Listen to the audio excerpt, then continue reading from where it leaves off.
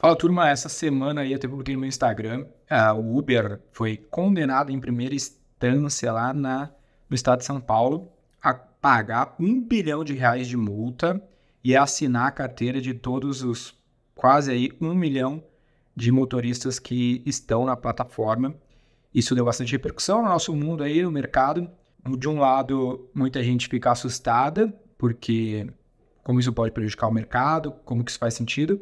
E tem gente que ainda acha que isso possa fazer algum sentido, porque existe uma discussão até da uberização dos trabalhadores, né? Eu quero gravar esse vídeo comentando um pouco dessa notícia, mostrando como isso não faz nenhum sentido, isso não vai dar em nada. Como o Uber é um grande exemplo de uma empresa que sobrevive apesar do Estado querendo prejudicá-la. E é um vídeo que vai ser o mais racional possível para tentar ajudar você que tem aí um amigo, um colega que acha que isso faz algum sentido, obrigar o Uber a assinar as carteiras de trabalho das pessoas que dirigem no aplicativo, seja o iFood, qualquer um, da maneira mais racional possível. Manda isso aí pro coleguinha aí que vê algum sentido nesse movimento, né? Que obviamente não vai dar em nada. Só para vocês terem uma noção, gente.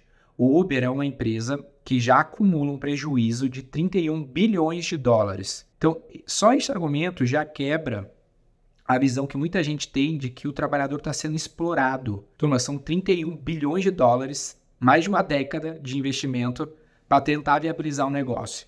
Quem ganhou dinheiro com o Uber foi pouquíssimas pessoas lá dos criadores, com algumas rodadas secundárias eventuais, mas principalmente quem ganhou foi o consumidor e os dois consumidores, né? Como todo marketplace, tem o motorista aqui, né? De um lado, e a gente tem o tomador de serviço do outro. Esses foram quem mais ganharam, né? Nós, como consumidores, eu até fui pegar o Uber essa semana e lá mostrou que eu peguei o Uber pela primeira vez em 2015, né? Então aí já vão fazer quase 10 anos que eu uso a plataforma e, obviamente, esses dias eu tive que pegar um táxi, porque tava no saindo de um evento, tinha muita gente, e aí eu acabei pegando um táxi porque tava ali parado.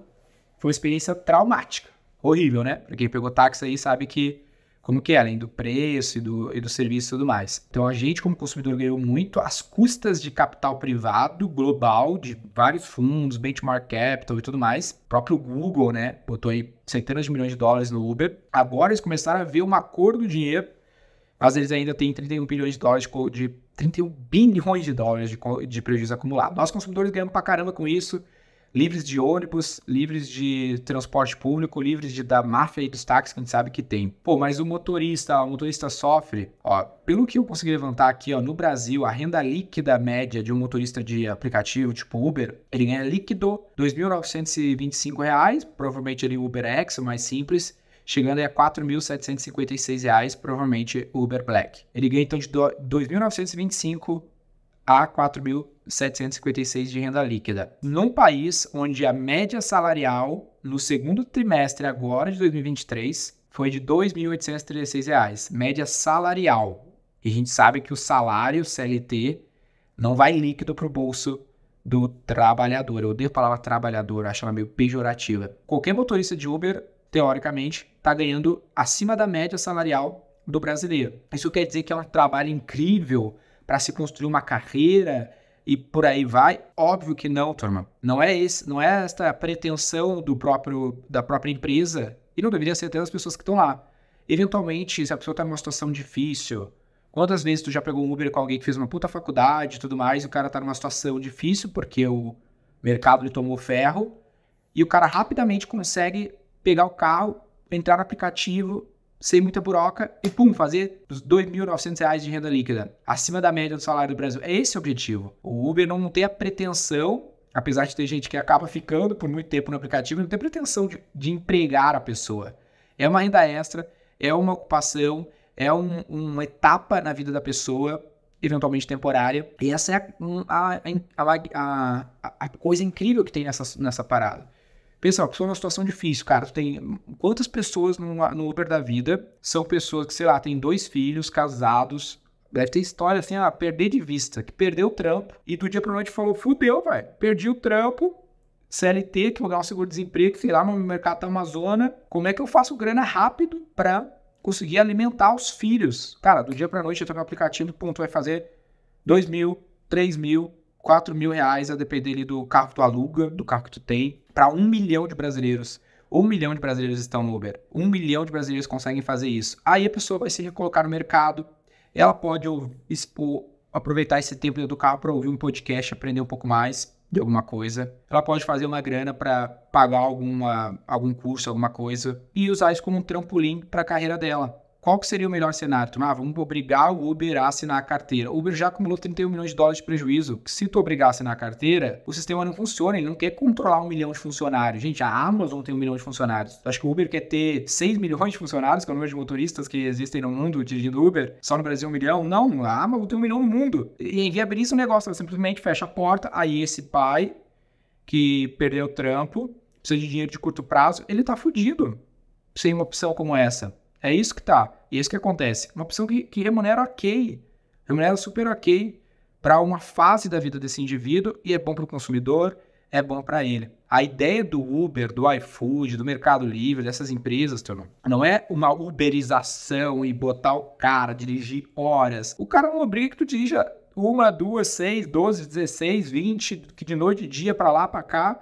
São regras mínimas ali para o sisteminha funcionar para acumular um prejuízo de só 31 bilhões de dólares. E é isso. E é temporário, não quer botar as pessoas ali dentro para sempre. E, vai ser top, uma carreira. Não é isso que ele está prometendo. Não é isso que a maior parte das pessoas tem expectativa. Ele só traz benefícios para a sociedade livre, que pode aderir ou não àquelas condições. Não tem nenhuma treta no negócio. Simplesmente tu querer criar uma regra de controlar o business, falar, cara, tu vai assinar a carteira e assim, assado, é simplesmente tu acabar com um negócio que tá resolvendo o problema onde o consumidor tá aceitando. Tu acha que se fosse ruim, 1 milhão de pessoas estariam dirigindo? Tem gente que faz isso carreira. Apesar de não ser objetivo, tem gente que ganha mais do que essa média aqui que eu acabei de falar. Tem gente que dá um jeito. Se não fosse um sistema livre assim, as pessoas não estariam aderindo. Tu acha que se fosse ruim, as pessoas estariam aderindo? 1 milhão de pessoas, fora os consumidores? Não estariam, pô.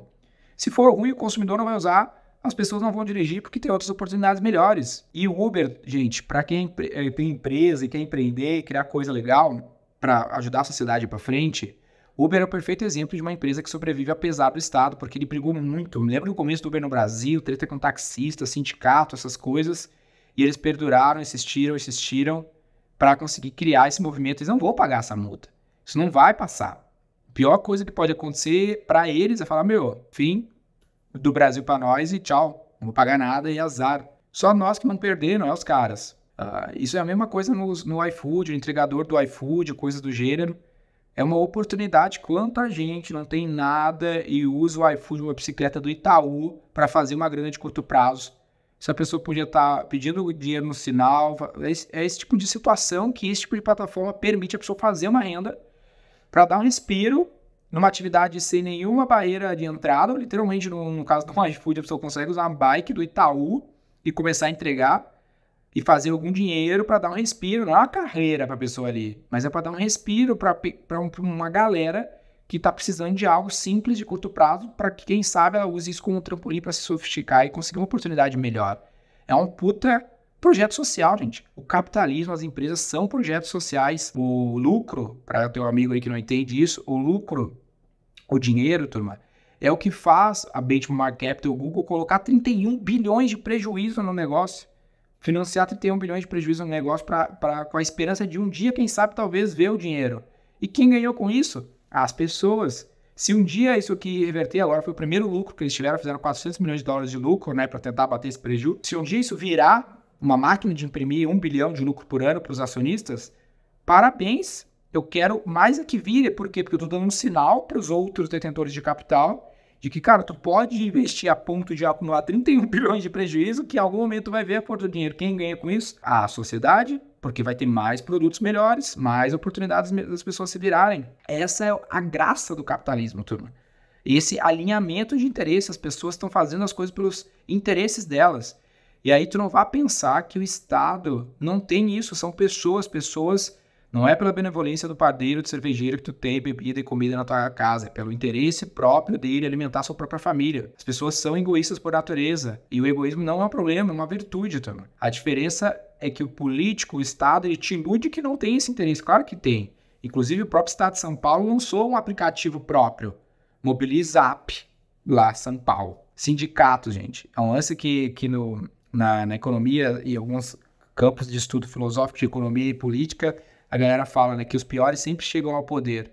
Porque quem vai lá fazer pressão no Estado para regularizar o Uber? Vai ser você que pega Uber 3 vezes por semana, que tá feliz, ou o cara que tá ganhando ali uns R$2.000 temporariamente, para ele vai ficar um trampo. Ir lá apertar o Estado. Quem vai? Vai o sindicato dos taxistas.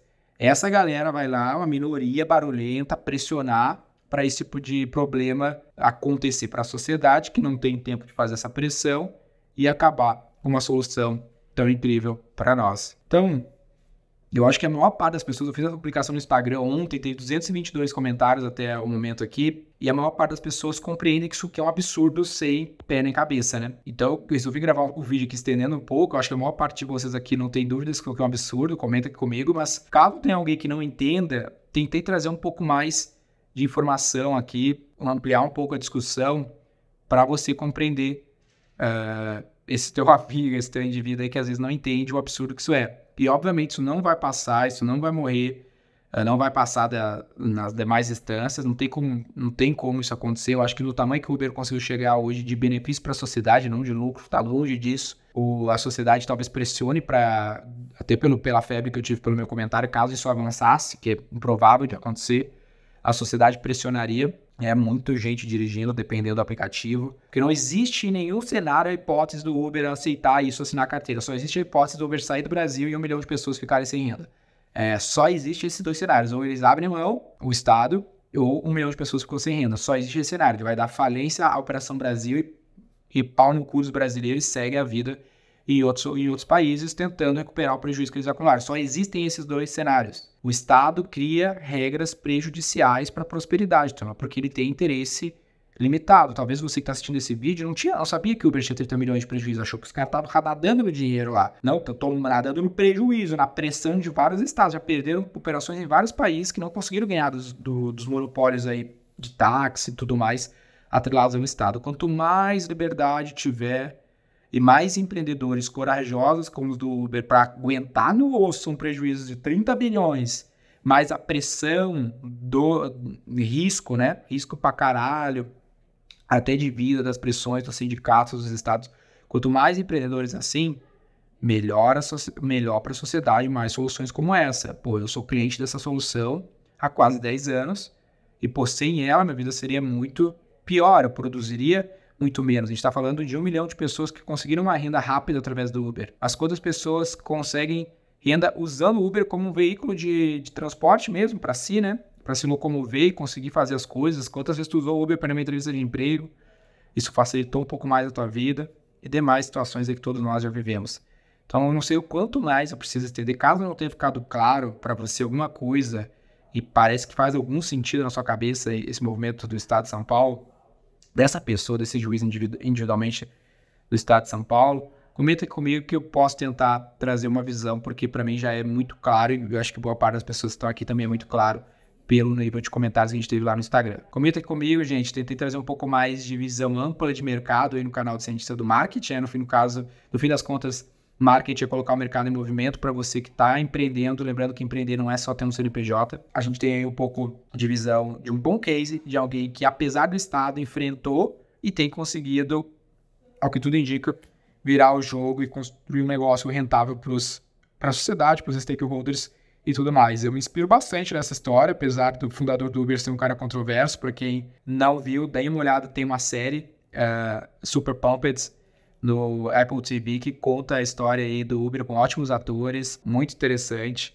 e vale a pena assistir, né? Fica a dica aí pro final de semana de vocês, Super Pumped na Apple TV, conta a história do Uber, tá? E é isso, turma. Lembre-se que eu sempre tô de olho nos comentários, leio pra caramba os comentários de vocês, acabo não respondendo, não tenho tempo para parar e responder, mas às vezes eu dou um like e tudo mais, mas eu sempre leio, sempre fico mais motivado aí pra seguir fazendo, porque, né, parar o tempo aí no meio do trampo, tô aqui domingo no escritório vazio, ó.